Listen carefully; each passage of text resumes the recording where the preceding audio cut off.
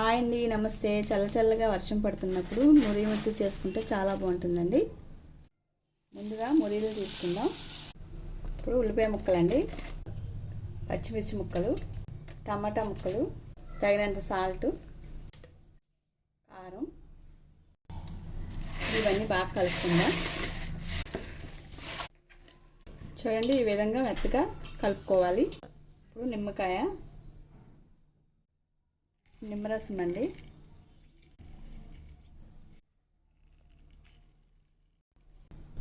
కొత్తిమీర,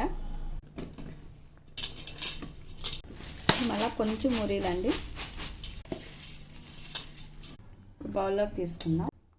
వేయించిన పల్లీలు, కార్న్ఫ్లాక్స్,